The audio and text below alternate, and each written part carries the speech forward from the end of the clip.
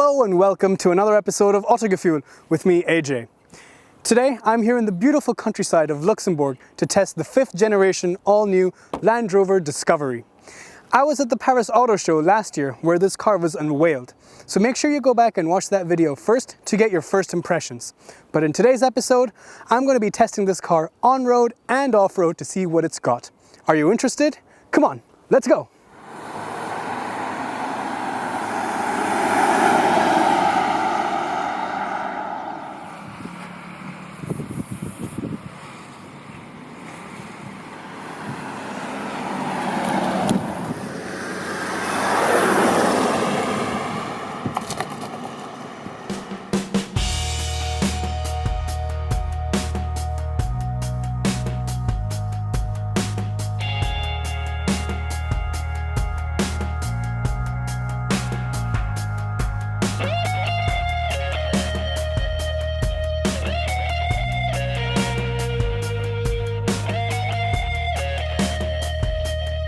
Here at the front, the new Discovery still has its iconic design, although there's a lot more changes now.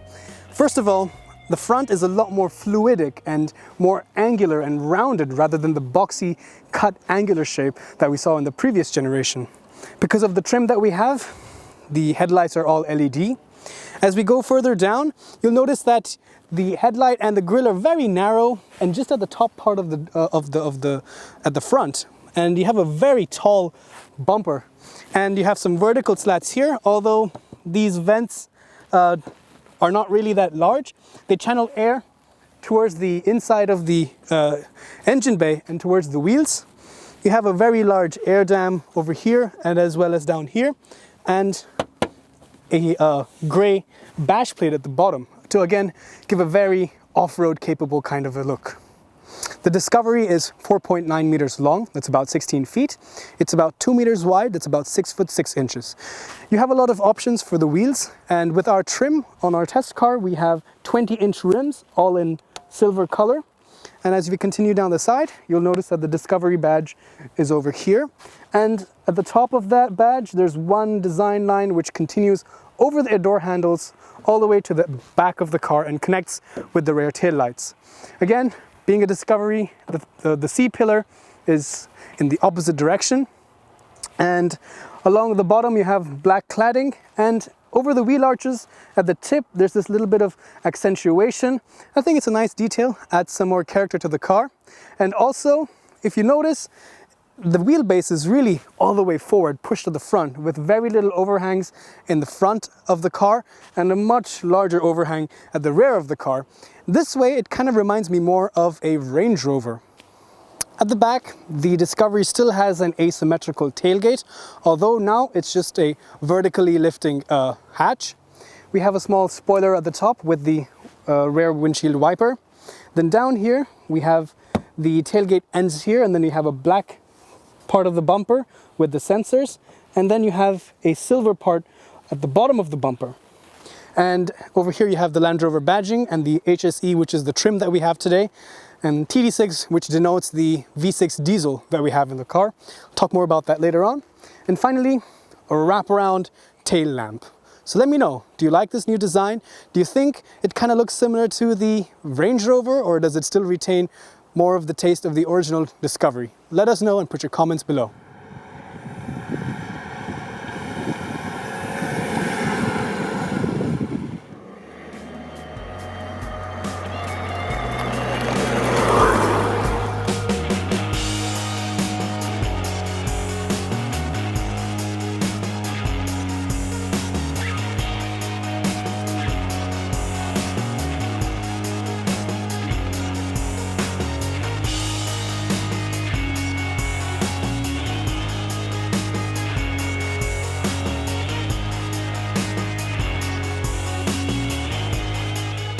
This is the key for the Land Rover Discovery. It comes with keyless entry, so you just open the door. The door opens really wide, giving you very easy access into the cabin. The door itself has many different elements going on. We have a light colored soft touch material up here with the window switches and the mirror control. And as we go further down, there is a strip of wood which has a nice grainy texture which you can still feel, and I like that. I always like to have wood in cars. Then more soft touch materials on the armrest, although now you start noticing some of the build quality issues. Can you hear that? It's not really sitting in well. These 4 buttons, they shake a little bit. But anyways, if you go further down, the door handle is pretty solid, and this is also nice and soft. But as you go further down, those plastics start becoming a bit hard. And again, these edges, if you look closely, you know, they're not cut and molded so nicely. You can still see some jagged, sharp edges. Looking into the cabin, again, I think it's has a great combination of colors and different elements, which really lends the cabin an air of luxury. For example, at the top, we have soft touch materials in dark brown, and then we have the wood again here, which continues along in a strip at the top of the dashboard. Then the light color material here, and a piano black glossy plastic with a silver plastic accent inside. So again, I think the combination really looks good. As we continue over here, because we have the HSE trim, and it's one of the higher trims, we have full animal skin leather, and we here in Autogefühl, we prefer animal-friendly materials for the seats. But you can notice a contrast piping of orange, which I personally don't really like. I would have liked a different color, and you can also change it if you wish. Now let's hop inside. It's a step up because it's quite high, but you also have a handle if you want. The seating position is upright as expected. The seat can be operated with these switches over here electronically. The steering wheel is quite nice. It's large. It's fairly thin actually, but it still has a good grip. These buttons over here, Michelle, our cameraman, says it reminds him of the Nintendo Switch gaming console, and I guess it's right. It does look very similar. However, again, some of these buttons, like if you hear the sound, it doesn't sound as solid and nice as some of the German cars that we're used to. It sounds a bit brittle. But we'll take a closer look at the systems later on. There are so many options to choose from in the new Discovery. It's very easy to get confused, and we'll walk you through them as much as we can. For example, this is one of the 3 available infotainment systems, and on top of that, there is the air conditioning vents with a hazard light button in the middle. There's plenty of storage spaces and cubby holes as well. For example, there's one up here where you press this button to release it, and then you have to open it yourself. But I don't really like this because it doesn't stay down. So when you're trying to put something in or trying to access it, if you're driving, if you're reaching over from the driver's seat, it's really intrusive and it blocks your hand. There is a power socket on the inside, but another thing is when you're trying to close it, you know, it's really hard. It takes a really solid punch to get it closed. But apart from that, you also have a regular glove box down here, as well as a hook on the side. The driver and the co-driver also get an armrest, although it's quite narrow and I don't think it's very useful because you have such a large central console. Speaking of which, when we lift it, you find that there is a very deep cubby hole. You can fit a lot of stuff. It's very large and very deep, and it's lined with felt, so you can drop your sunglasses or your phone and it won't get damaged. But you know, this thing is not damped, and it doesn't sound like it's, you know, really expensive material. And even the armrest itself also is not damped either. Let's give it a shake test. Yeah, but at least I think, you know, the build quality is pretty good. Going further up, oh sorry, I forgot to mention, we also get a 12-volt power socket, HDMI and USB ports. In fact, you can have this car with 9 USB ports, 6 power sockets, and with the Wi-Fi hotspot, connect up to 8 devices, which really begs the question, who's going to be using all these things all the time?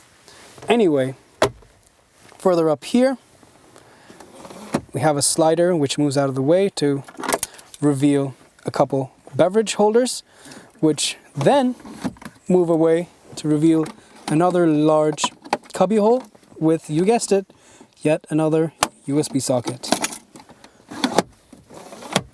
Over here we have another shelf with another 12-volt power socket. I mean, you could probably power a small apartment with all these power sockets. And over here, this is where the controls for the 8-speed automatic as well as the Land Rover terrain response system is housed. This is the electronic parking brake. This is the electronic stability program on and off. The limiter, which you can also access with the steering wheel. This is to raise, lower the ride height with the air suspension, which is standard on this version.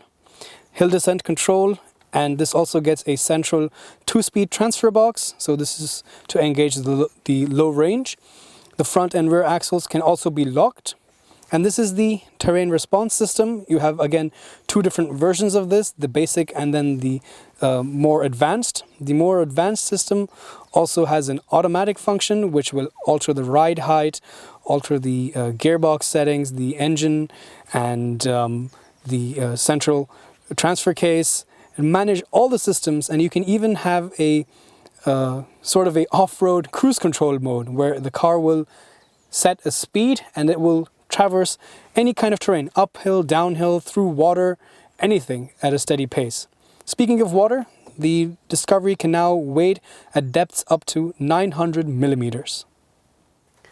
Right, let's start the engine. If the car had been off for quite a while, this infotainment system takes quite a bit of time to load. First of all, you have 3 different options for the infotainment system, and 4 different options for the audio system, including 2 Meridian sound systems like the one we have here, which sound really nice. Now this system is very similar to the ones that we've already come to know from the Jaguar Land Rover system. So you get DAB radio, you can connect your phones, navigation, which is also really responsive. Like you can see, it's very quick to respond. The screen is also really, it has a matte finish, so it's not going to leave too many marks. You have eco data, which gives you your driving score and your fuel efficiency. You have a 360-degree camera, again optional, as well as in-control apps, which basically mean you can download an app onto your phone, using which you can control a lot of functions for your car, such as air conditioning. So you can set the climate control to cool your car down to 18 degrees on a hot summer day before you even come outside of your house. So it's nice and cool by the time you get there. You can also control the folding of the seats via this app, as well as a new cool augmented reality user manual called the iGuide, using which you can turn on the camera and point at various parts of the car, and this app will tell you what you're looking at and what the functions of that are. Apart from that, you have Wi-Fi as well. You can enable Wi-Fi, and with that you can connect up to 8 devices. It has a deployable tow bar in the back, so a very useful system. Going down here, this is where the climate control unit is housed. You can even get the optional 4-zone climate control. And my favorite feature about this is that the panel shifts down.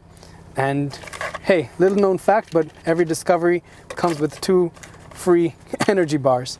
But besides that, you can load your CDs back here. And thankfully, these switches and these knobs sound a lot better, sound a lot more robust, and have a nice tactile feel to them as well. On the instrument cluster, we have 2 analog dials for the speedometer and the tachometer, as well as a screen in the middle, which gives you a lot of useful information. There is also a heads-up display, which displays your speed, the speed limit, and navigation instructions. You have a lot of driver assistance functions, such as emergency braking, reverse traffic detection, blind spot monitoring, lane departure warning, and also a lane keeping assist, which steers the car back into lane, traffic sign recognition, driver fatigue alert, so many different safety features. Again, most of these are optional, and you can also change the settings for your display and the vehicle settings. So you have a audible lock warning, driver away locking. You even get a wristband, which doubles as a keyless entry key, so you don't have to bring the actual key itself. You can just wear this wristband and lock and unlock the car. And this wristband is also waterproof, so you can go swimming or diving or whatever adventurous activity you want to do, and then come back to the car and it unlocks automatically. And of course, a lot of basic information like tire pressure warning and things like that, as well as a control to change the settings for your heads-up display. Up here, we have the SOS button, so you can activate this manually if you require assistance. Also, the car will recognize if there has been an accident and notify authorities automatically. Up here, you have a place to keep your sunglasses, and this car comes with the dual sunroof, or rather the panoramic roof, because this is not retractable, but you can slide the shades away and it lets in a lot more light and make the cabin feel a lot bigger than it already is. All right, let's hop into the back seat. It's quite a step up, but you have a handle to help you get in. Well, back here it's really comfortable. As you can see, this seat is set to my driving position. I'm 5'8" or 1.7 meters, and there's plenty of knee room. There's plenty of headroom as well. Plus the panoramic roof at the back as well as at the front also makes it feel a lot more airy. There's a very large window area as well, and a really comfortable armrest. Although I must say, if I keep my legs flat on the floor, my knees are quite up because you're sitting kind of low in the car, but you know, you can slide your feet up forward and that helps. Apart from that, you can also pull the seats forward if you want, and you can also recline it front or back depending on what you like. There is a center armrest with cup holders, ISOFIX points on the outside two seats, as well as on the passenger seat, and top tethers as well. Let's open the rear hatch. There's the button and an automatic tailgate. There's also gesture recognition, so you can kick your feet. Now this is the second part of the tailgate, which you can lower with this button. And you can also lower the entire car with the air suspension. You can't really see it, but it does quite a cool job actually. And you know, this car really is a true 7-seater for 7 adults, because the front, the middle row has a flat floor, so you can really fit 3 people side by side. And if you have the 7-seat option as well, there's plenty of room back here to fit 2 adults as well. There's, you know, air conditioning vents in the back as well to make it a lot more comfortable.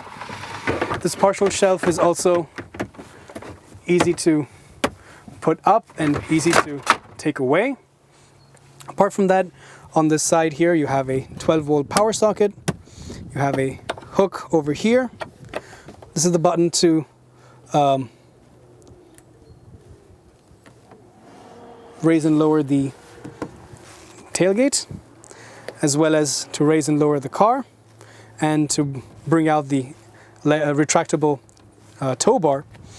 And you have these rails on either side, so if you want to clamp things down, you can, now it's in the lock position, you can turn it so now it's unlocked, press it, and you can slide these hooks around wherever you want, and then lock it in place so that they cannot move again, like so.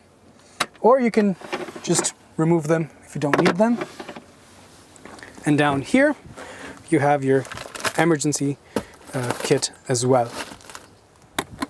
All right, let's check how safe the automatic tailgate is. Pretty safe. The horn also sounds a couple times and it goes back up, which is good. I really don't like it when these automatic tailgates come and they stop where they are. So overall, a really good and usable trunk.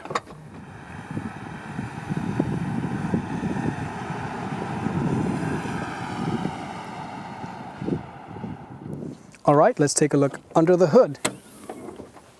We have 2 gas charged struts to hold it up automatically, as well as shielding at the top of the bonnet.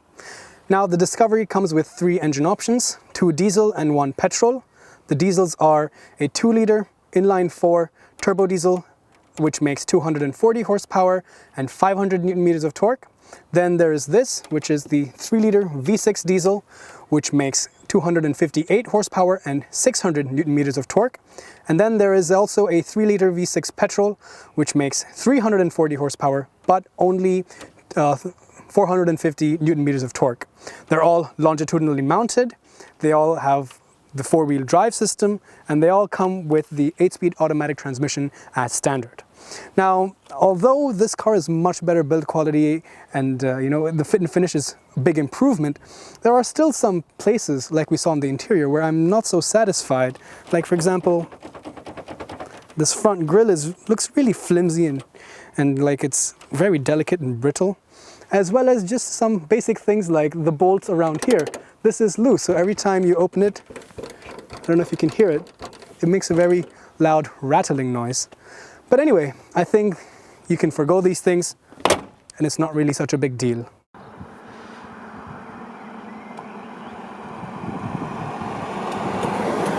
Now let's take a drive in the new Land Rover Discovery. We are out on the highway and we had a bunch of really fast Golfs pass us. And anyway, coming back to the Discovery, well, first impressions, it's a very smooth and comfortable car. The air suspension has its ups and downs, literally, and I'll come to that. First of all, the good. It's very smooth. You can barely feel the changes in the surface. Like, for example, if you're getting onto a bridge or getting off a bridge, you always have that little strip of transition where it, kind of just goes clump, clump. You don't feel that at all.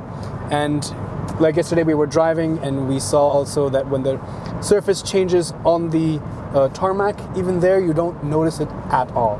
So it's very smooth, and it's also adaptive. So at higher speeds, like now on the highway, the suspension lowers the car, and that improves the aerodynamics, which means there's less wind noise and the car can cut through the air much better, so it's more efficient. It can sustain momentum better. It's also lower, so the center of gravity is lower, and that improves the stability and makes the car a lot more planted. So that's all the good stuff. Then we come to the bad stuff. It's really wallowy. It makes the car just pitch and roll all over the place. And it's really unnerving at times. Like, let me just demonstrate really quickly.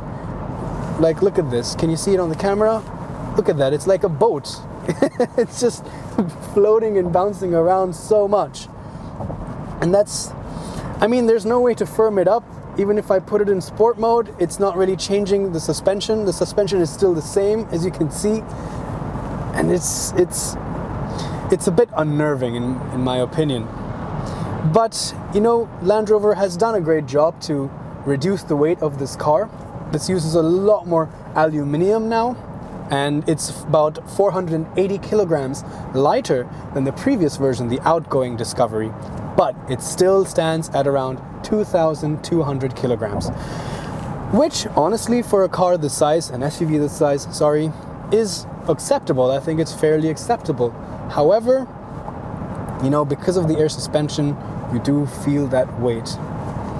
Apart from that, another thing that I don't necessarily like too much about this car is the 8-speed automatic and the combination with the diesel engine. Now, it picks up pace from standstill pretty well. It has 600 Newton meters of torque. We're driving the 3-liter V6, so that's really good off-road and when you're climbing up hills and things like that. But, in-gear acceleration and roll-on is really bad. Now let's get off the highway and get onto some country roads, and let me see if I can demonstrate that. But if you want to keep better control over the gearbox, you have paddle shifters as well. See, now we're going around this corner. Whoa! It's just rolling too much. The steering wheel is pretty heavy, and I personally like heavier steering wheels, so I enjoy the feedback and the weight that it has. And it becomes a little bit lighter when you're going around tight city corners, so it's much more maneuverable that way. But speaking of maneuverability, this car is big, and big is an understatement, especially in European roads. It's really it's really kind of out of place, I think, because, you know, it's really wide and the roads are very narrow here, and it can get a bit scary sometimes. Like yesterday we were in a very narrow country lane in a small village, and there was a bus right in front of us, and we both had to stop and have the whole conversation through the eyes that, hey, who's going first, me or you? And you know, I had to climb up onto the curb just so that he could pass. So there's certainly a bit of a you have to put a lot more effort to actually drive this car on the in the city. But let's get back to some good things. The air suspension on country roads as well is very smooth. The car is very well insulated, so there's very little noise. I can just whisper like this and you can hear me so well. The wind noise is also at a minimal, tire noise is also at a minimal. So good job, Land Rover. Give credit where it's due, right? And they've done a good job making sure that this is a very quiet and luxurious place. But again, you know, the 3-liter V6 engine, when you're at, say, like 50 and you want to get up to 100, I'll demonstrate that when I get a chance to do it. There isn't enough roll-on in-gear acceleration. It makes you can hear the engine then, it makes a lot of noise, but it's not really getting anywhere. But apart from that, let's see. You have so many options with this car. There are too many, in my opinion. You can have so many different versions of the infotainment system. You can have screens in the back seat. You can have up to 9 USB ports and 6 power sockets. You can have a Wi-Fi hotspot and connect 8 devices. You can have seat heaters all the way to the last row. I mean, you can get really carried away with all these options and make it really expensive. And you know, it's just a matter of opinion, but for me, I'm not a big fan of big cars. I think just most people will drive this either with 1 or 2 people inside, and 90% of the time on a road like this. And in that way, it's really wasteful because it's such a big car. There's a lot of energy that goes into running it, a lot of energy that goes into maintaining it and producing it in the first place. And in the end, I don't think you're doing it justice if it's just one person driving it around the city or driving it around the town. So I would suggest, if you're gonna buy a Discovery, make sure that you're gonna be able to use it off-road, and make sure that you can take 7 people in it at least once in a while. Otherwise, perhaps the Discovery Sport or even the Evoque are better options. Apart from that, the navigation works pretty well. It's fairly smooth. The graphics are also really nice, so they're easy to read. And okay, let's pick up the speed a little bit. Now you can see, you can hear the engine a little bit, but it takes some time for the gearbox to shift down, and turbos to spool up and get it going again. The brakes are pretty good though. It has good feel, the pedal, it has good bite, so it gives you a lot of confidence, because you know, you have such a big heavy car, and if you are not paying attention, you can cause quite a bit of damage to others because the car is so large. So having such powerful brakes really gives you the confidence. And well, apart from that, I have an armrest on the left, so it's very comfortable. Now the armrest on the right, well, I have 2. I have the center console itself, and I have this smaller thing that comes down. And well, I can see now that it's a little bit useful to have both of them, because you know, sometimes if I want to hold the steering wheel and have my elbows down, then I can put my elbow on the smaller armrest that's with the seat, because the center console is a little bit further away. You can also get this car with the adaptive cruise control, and with that, coupled with the lane keeping assist, you can also get the traffic jam assist. So that's basically a similar system to the ones we've seen earlier, for example, in the Seat Leon. So it uses the distance sensor, the radar sensor for the adaptive cruise control, in conjunction with the lane keeping assist. So in a tight traffic jam, it will start, stop, and follow the car and steer the car in the lane, so that it's pretty much autonomous when you're driving in traffic. You can also get the standard cruise control like the one we have here, which I must say is not the easiest to use, because these buttons, I don't like these buttons up here. They don't have a nice tactile feel, and it's you have to press it a couple times for it to really engage. Sometimes I've noticed that it doesn't work exactly when I press it. And excuse me. Another thing is, when you want to increase the speed or decrease the speed, usually if you hold it down for a couple seconds, it should jump in increments of 5 or 10. So if you want to go from 50 to 100, just hold it down for a couple seconds and it increases. Whereas I noticed that that doesn't happen in this case. I have to keep clicking for every increment of 2, which it takes a long time. But I think another part of the appeal for this car is just the thought that, hey, I can take 7 people, I can take my entire family, I can load it up with camping equipment, bicycles, whatever you want. I can go pretty much anywhere I want to, on road or off road. And that's that sense of freedom, sense of adventure, which I think a lot of people find very attractive about this car. So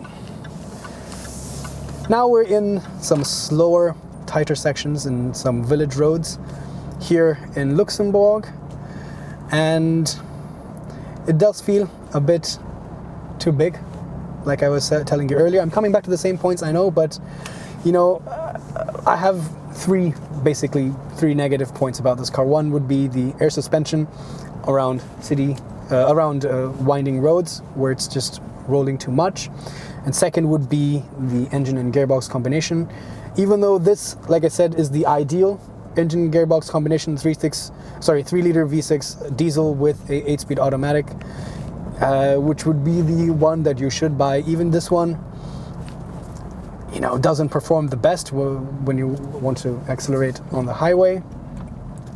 And finally would be the size. But the size is very subjective. Some people like larger cars and some people don't. You also get the auto shut-off function, which I really don't like. I don't think it's really helping too much.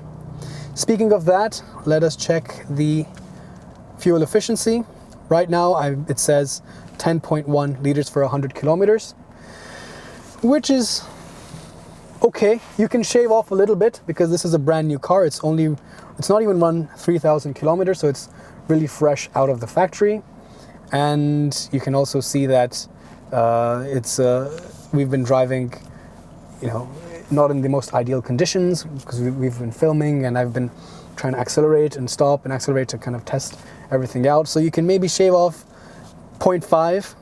So 9.5 liters would be something realistic that you can expect from your car.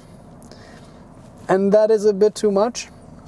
Again, it's a 3-liter V6 diesel hauling around a 2.2 ton SUV. So depends. Do you guys think it's okay? Do you think it's not okay? Let me know. Put it in the comments below. Apart from that, well, the air conditioning works really well as well. The air vents are positioned in a nice position on the dashboard, so it's not blowing air just into my hands. It's circulating it within the cabin pretty well. And overall, if you want a car where you can, take 7 people and take it off-road, and you want to have that luxurious feeling and, a prestigious brand, then the Land Rover Discovery is a good bet. But if you're looking at something solely for the purpose of going off-road, or looking for something solely for the purpose of having an SUV, I think this is perhaps too expensive for if that's your need.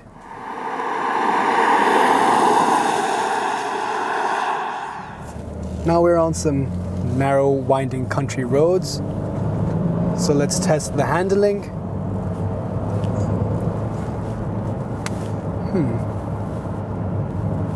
Well, I think the gearbox is starting to redeem itself. I'm starting to like it a lot more better than I did on the highway, which means that it has good low down grunt when you are accelerating, but not so much in-gear acceleration and roll-on But yes, the handling, it is very, very roly-poly.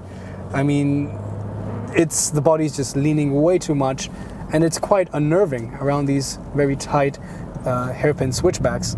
Well, now we have a speed limit of 50, so it's a lot more comfortable, I guess. But even here, I mean, you can see that our equipment in the back is also just sliding all over the place.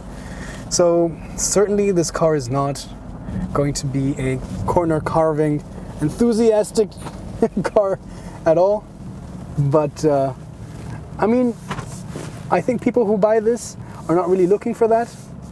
If you want something more sporty, then there's plenty of other SUVs which do that, even within the same JLR family, like the new F-Pace, which is a really great car. So this is not trying to do that at all, and it's clear that it's not trying to do it at all. Now we're in a tight, narrow village street, and here as well, it does feel a bit large, but you know, I think it's quite okay. It's something that you're gonna have to get used to a little bit, but once you do, it's not too bad.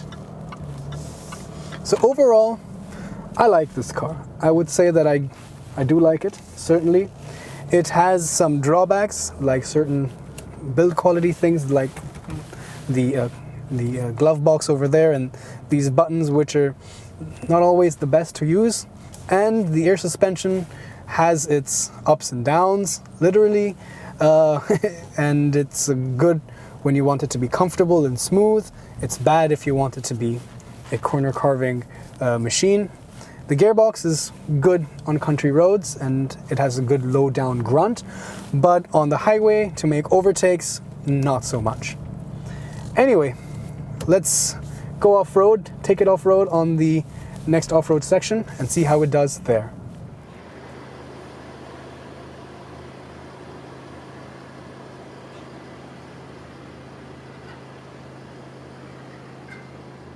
For the off-road part of this test, we're going to get to go in the tunnels of a mine.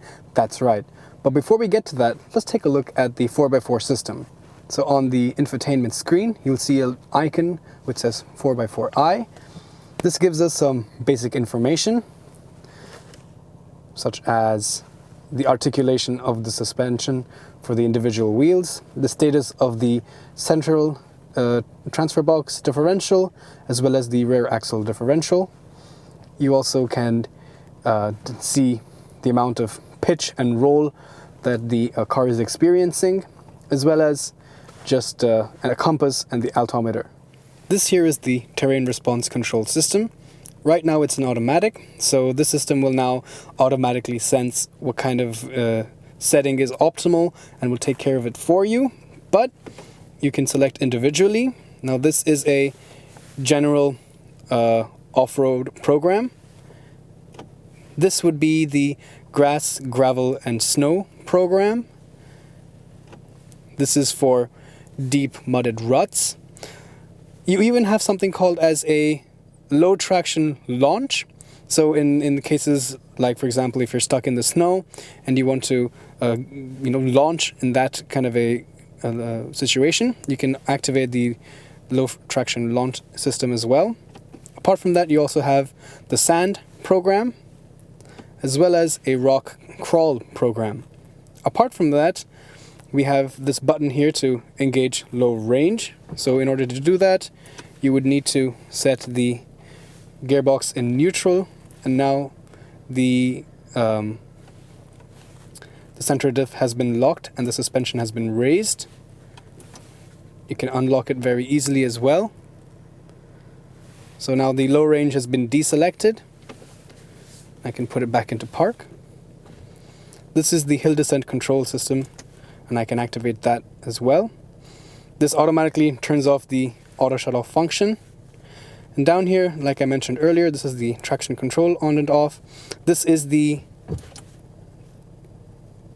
automatic terrain progress control.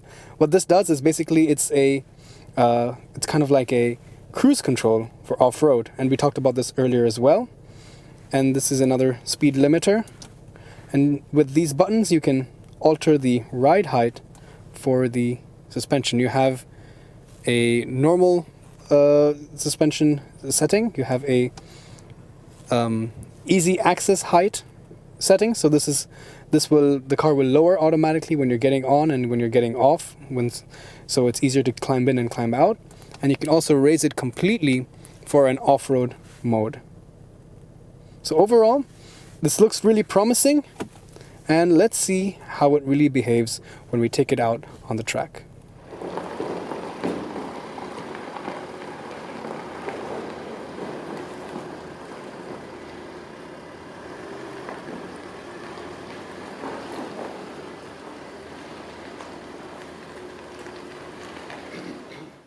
Now we're going to go off-road in these really creepy but really cool mine tunnels. So to set up the car for what we needed to do, first let's turn the engine on. And then we select drive. Then in the terrain response control, we select the rock crawl mode. Maybe we can turn this on so you get a better view of the things that are happening. There we go. Then we need low range, so we click on this. And in order to change it to low range, we go to neutral. Now the low range has been activated. The ride height is at its maximum. And we're almost ready to go. Last step is to put it into sport mode so that we have complete control of keeping it in one gear at a time.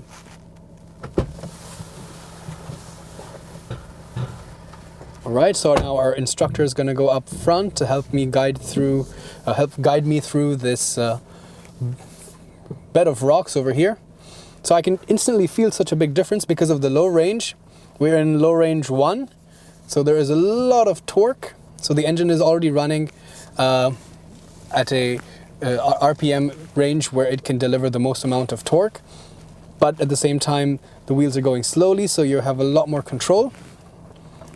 And another thing I wanted to mention is because the new Discovery is no longer a ladder frame chassis with the body on top, the entire structure is a monocoque, so it's very stiff. There is very little flex, even when two wheels are suspended off the ground. Even in that case, you can still even open the door, and that shows that the new Discovery is so stiff. All right, and it's crossing these rocks with such ease. It's really impressive.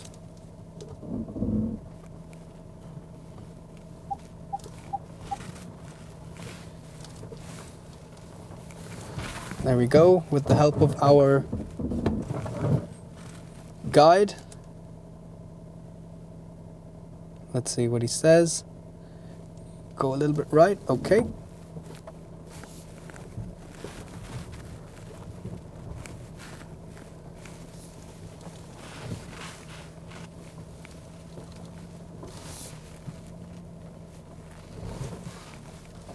And we are through.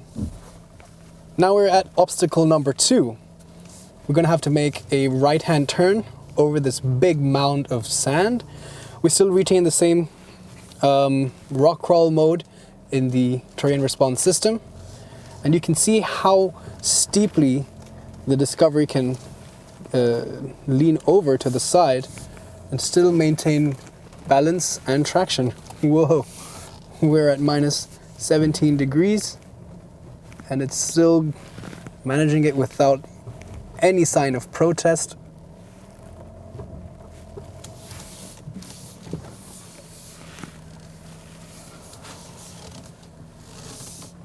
And well, this car made that look so easy. Next obstacle, so let's go back down to low range 1. We have a steep sandy hill, which of course we know is absolutely no problem. The Discovery also has really good approach and departure angles, especially when the suspension is completely at its maximum. So you don't have to worry about scraping the bumper or anything like that. Now up ahead, we get a chance to demonstrate what I was talking about earlier, to demonstrate how stiff the chassis is and how the Discovery can actually balance on two wheels, and then the terrain response system will actually recognize which wheels are losing grip and which wheels are actually having grip. So I think now we are on two wheels, not yet. And there we go. There we go. You see, we can actually move the car back and forth, and I can open my door and close it. So the entire body is so rigid and so tight, you don't have to worry about any flex whatsoever. So really gently, really slowly, and 22 degrees, 23 degrees sideways. Whoa.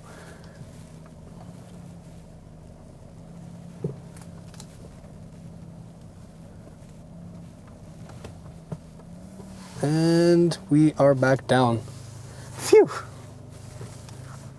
Next obstacle, we're gonna climb over these stairs, and to make sure that we don't bottom out and hit the underbody, we're gonna go at an angle, starting from the right, and then level out and straighten out later, so that we reduce the risk of touching the bottom. And now we are on the stairs. Let's give it some more gas. And we're going up. Whoa, really steep, really steep, really steep. And level out to the right. And there we go. So if you're bored of taking the stairs to get to your office and you don't want to use the elevator, just buy yourself a Discovery. Now we're going to demonstrate the all-terrain progress control. So I press this button down here, and then it shows me that it's activated. Then I press up a couple times to set the speed, and then I just let go of the brake and the throttle, and the system automatically does whatever it needs to do, providing traction to the wheel which has the most grip, braking if it needs to, altering the ride height. And all I have to do is, if I want to go a little bit faster, press up and just worry about where I'm steering the car. This system really helps when you're towing something. Suppose you have a big trailer in the back, and if you're not so advanced in your off-roading skills, the all-terrain progress control will really help out and ensure that it's a very safe way to get over really tricky terrain. And there we go. We're done. So press brake and deactivate that, and we're back to normal.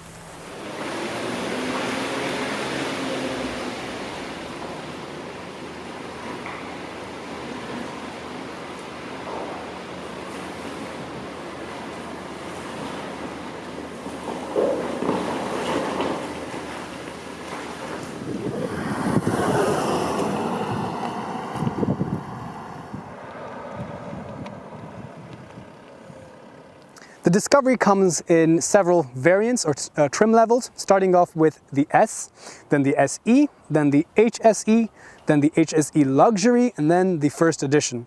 The S starts at around 51,000 euros in Germany, and the top end goes upwards of 83,000 euros.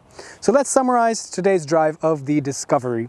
Well, first of all, I think it's a much better design and overall aesthetics. It's a big improvement over the predecessor, and I think this is a really good car for families which are looking to have a versatile, off-road capable 7-seater. But on the other hand, some of the fit and finish in the interiors are still, they don't really make you feel that happy, especially when you're spending so much money. Although the 51,000 for the S base trim level seems like a good proposition, it lacks a lot of basic features like reversing cameras and satellite navigation. So you're gonna have to add a lot of options. And that brings me to the next point.